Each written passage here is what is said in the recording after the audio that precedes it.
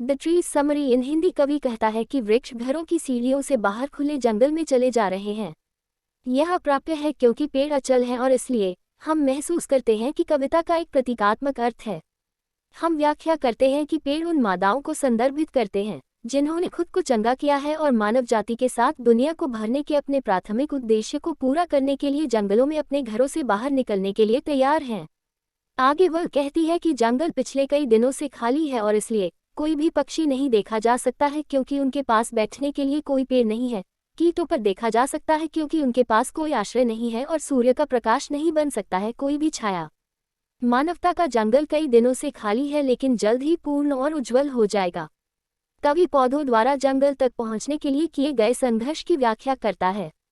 वह कहती है कि जड़ों ने पूरी रात बरामदे के फर्श से खुद को अलग करने के लिए काम किया। पत्तों ने कांच की खिड़की तक पहुंचने की बहुत कोशिश की ताकि वे बाहर जा सकें। यहाँ तक पेड़ों के छोटे तनों ने भी खुद को आज़ाद करने के लिए बहुत प्रयास किए। बड़ी शाखाएं भी कमरे की छत से बाहर जाने की बहुत कोशिश कर रही थीं।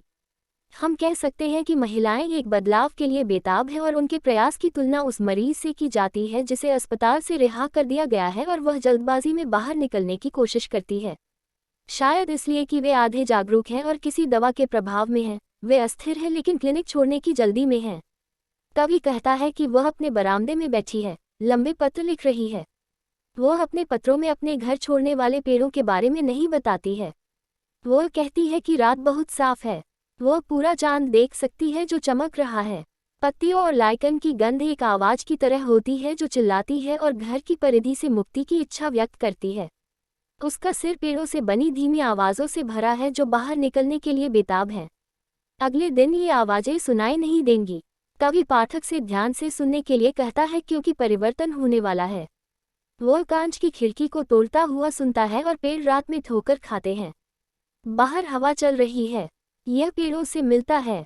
चंद्रमा एक दर्पण की तरह है और ऐसा प्रतीत होता है जैसे कि ओक के पेड़ की छाया चंद्रमा को कई टुकड़ों में विभाजित करती है।